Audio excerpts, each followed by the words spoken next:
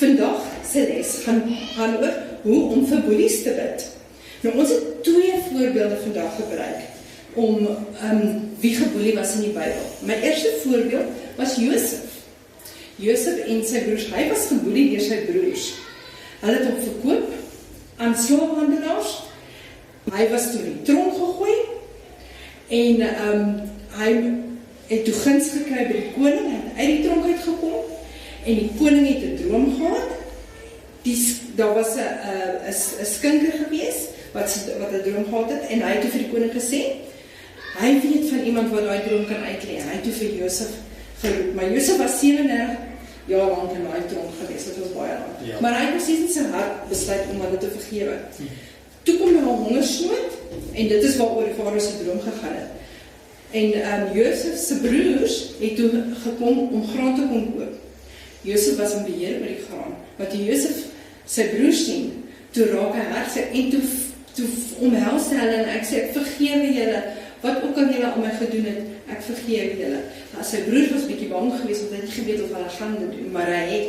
En toe hulle sien hy het hulle vergewe, toe kom hulle en omhels hom ook. So dit is wat ons doen met ons boelies. As ons boelies kom, dan moet ons hulle vergewe. Ons gaan dan ook kyk na Jesus was geboelie. Hy was geboelie deur sy vriende, hy was geboelie deur die mense wat daar om hom gestaan het, wat gesê, kruisig hom, hy was geboelie deur die leiers, hulle het hom gehang op die kruis, en maar hy het besluit om hulle almal te vergewe. So die vers wat ons nou gaan kyk is Lukas 23 vers 24 wat sê, toe sê Jesus, Vader, vergewe hulle, want hulle weet nie wat hulle doen nie. Nee, Josef. Yes, dat is 'n goeie vers. Ja, dat is 'n goeie vers.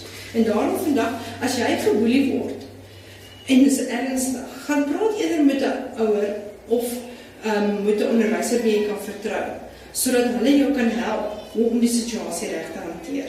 Maar die beste is, om vir daardie boelie te bid. Ons gaan kyk na ons challenge vandag. Jesus ster, julle gaan hierdie ster uitsny, maar agter op die ster, gaan julle boelie se naam skryf. En dan gaan julle die ster vou, en elke dag gaan julle 'n stukkie oopmaak, want dis 'n gebed wat julle kan bid vir julle boelie. Soos 'n voorbeeld, Jesus is lief vir jou, of jy is vergewe. Dan weet jy, Jesus maak jou hart ook heel, vir wat daai boelie aan jou gedoen het, want jy het hom vergewe. Dankie maats, dat julle hier was. Tot ziens.